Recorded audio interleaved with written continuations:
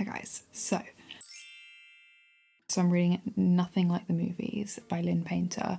I read Better Than the Movies earlier on this month, and I liked it. It was quite YA. This one, I'm like, this one's giving me the giggles because it's still, I think it's still YA, but I'm picturing it, like I literally see it like a movie, and I'm loving it. I love when that happens. So far, I'm only like 18% into the book, like chapter 10 maybe, and thank God the chapters are smaller in this one than there was in the last one, because the last one there was a chapter and it was an hour long, and I thought, what the fuck, Lynn? This one is dual POV, which I love because I really like Wes. I like Wes a lot. He's a cutie pie. Something happens and they break up, and they're at college. I'm not finished reading for the night because I am actually really enjoying it. I've missed my Kindle, to be completely honest. I haven't read my Kindle in almost 2 weeks. It's been like 12 days. Update on my book. It is 10 p.m. and I am 83%. You can't see. I've got like 70 pages left, and I don't know if that's going to be read today. What I will say is I'm not a big fan of the female main character. Like, I wasn't a big fan of her in the first book because she was like very borderline scary, delusional when it came to romance, and in this one she's so anti-romance. But then I kind of get it, but it's also like annoying because he is literally like perfect, but like I kind of get it, but also like it's annoying me. Hi guys, it is Tuesday, it's the next day, and I will say Nothing Like the Movies did get finished last night. It did. It was good. I think I rated it a 4-star. I did rate it a 4-star. The only thing I didn't like, I think I said, was she was like very, very, very, very different to how she was in the first book. And it was a bit annoying. And you didn't get like enough of the good. Like, it got resolved and then it kind of ended immediately. And I was a bit like, really? Like, we didn't get any good moments really, like, of them together. And then today I started reading Love Game by Emma Ray. This is how far we are in. Don't even ask me how, because honestly I can't tell you. This book is really easy to read. Like, it's just really easy to read. I don't know, I picked it up kind of thinking nothing of it. The first literal line is like, do I want to say it out loud? Anyways, the first line was gripping. I was like, what do you mean? Literally, what do you mean? Anyway, we're now on chapter 18, 100, page 196, and I'm not finished reading, to be completely honest, because I am really enjoying the story.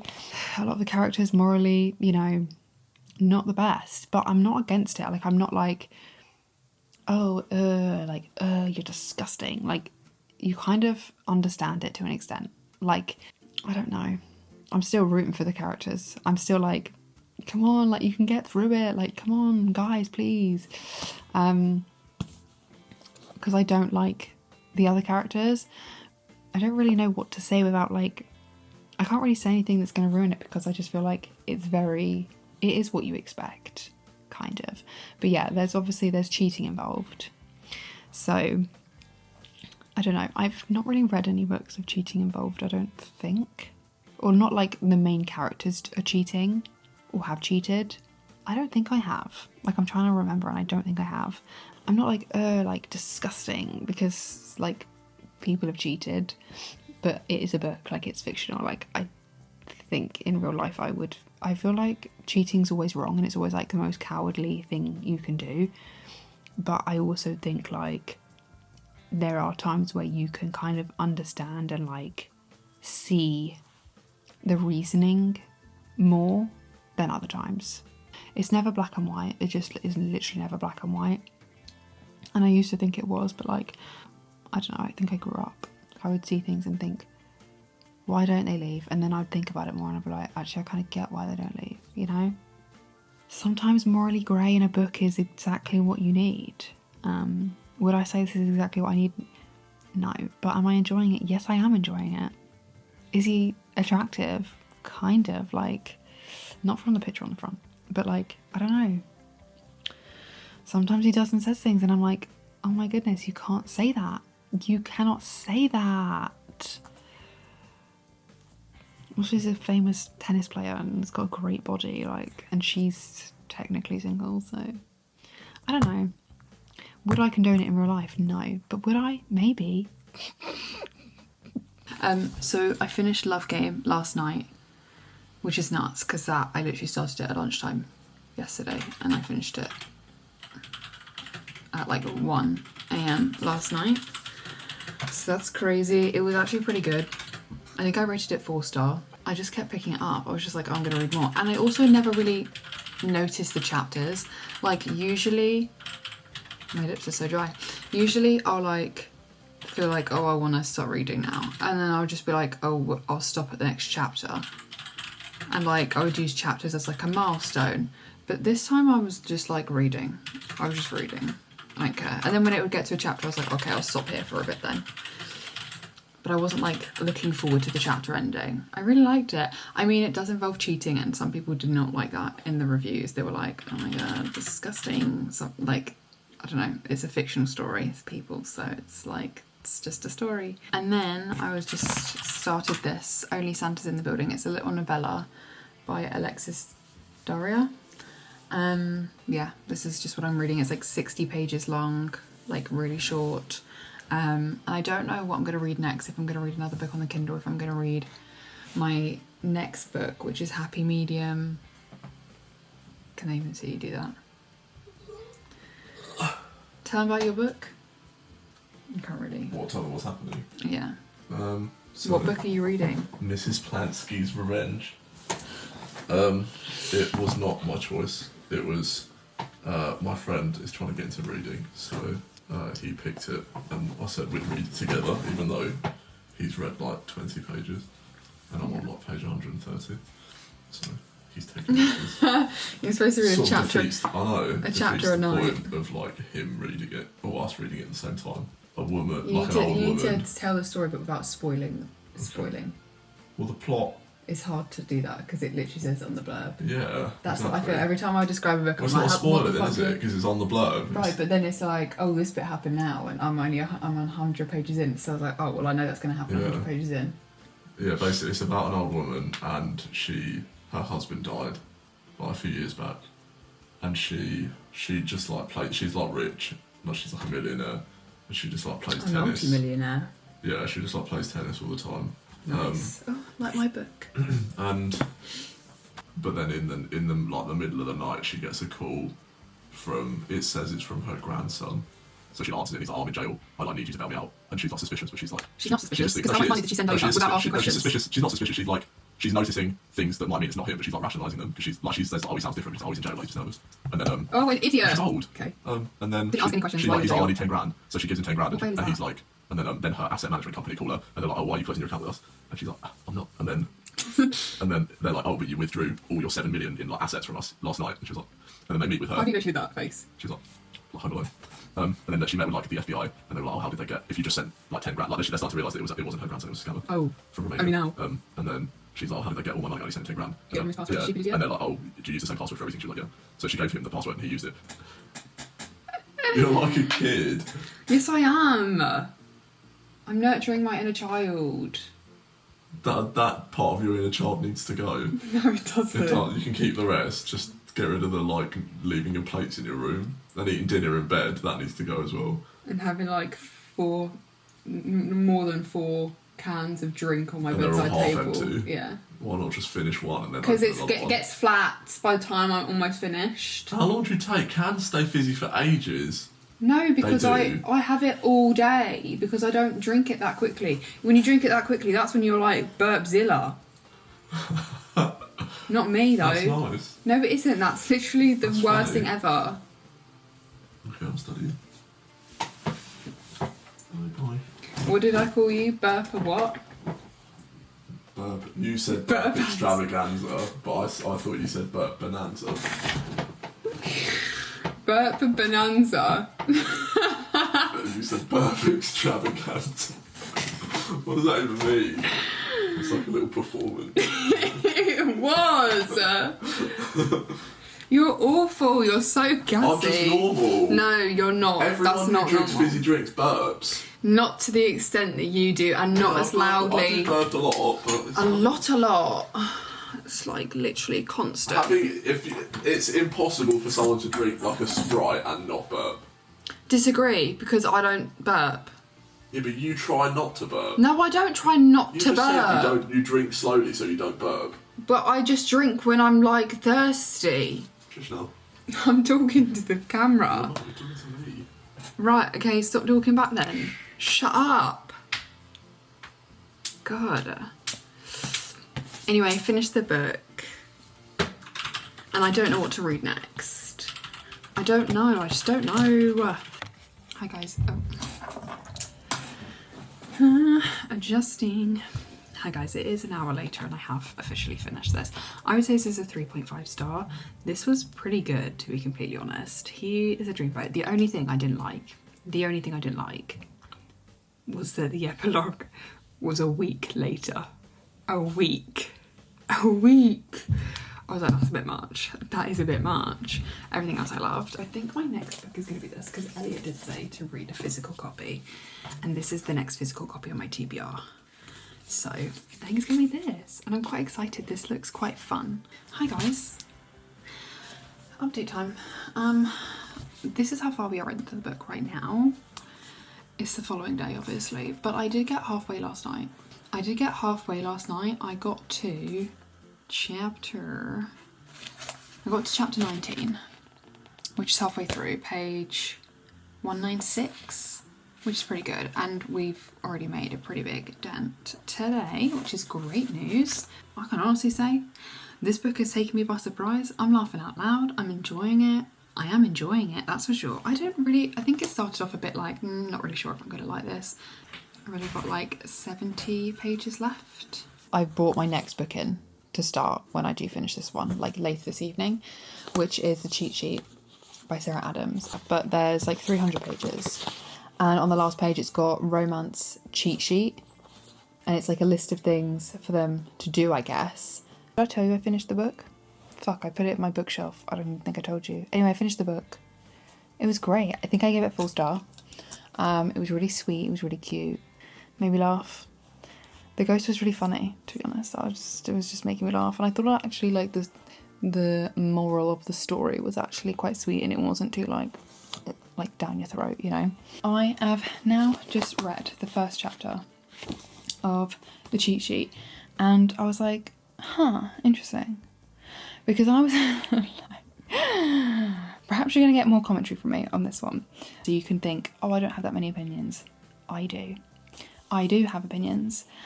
Because... I'm just going to let the screen go black. Right, why would you do that? So because I thought that this was a series, Cheat Sheet and the Rulebook. I thought they were a series. Like, this is them in high school and then that's them like after college. They like reconnect. Or like whatever, and then they were talking about apartments and I was like, well, they're not in high school if he has an apartment, like maybe they're in college then. And then it's like, oh, we're out of college, like he's in the NFL. And I was like, wait, what? How do they then reconnect? Like they split up? Like, what do you mean? So anyway, went and like read the back of the rule book and it's different characters, so I'm like, what the hell? It's not really a series. Like, it's a series, but it's not really a series. Anyway, he's already in the NFL. She already owns a dance studio. Spoiler. I mean, you can kind of tell she's in ballet slippers, but anyways. And in this first chapter, she's already annoyed me, to be completely honest with you, because she's like, oh, I fell in love with him, like, as soon as we met, like, it was love at first sight, but not really, it was like love at first conversation. Sorry if I'm spoiling it, it's the first chapter, so it's not really a spoiler.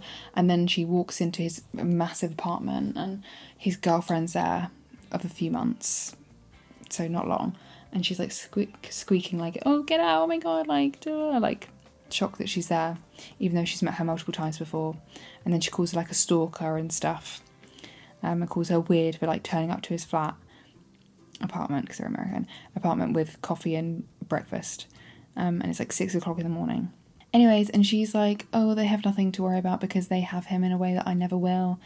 And she's like, oh, none of his girlfriends, like his girlfriends come and go, but literally none of, I've given up trying to make them like me because they never do.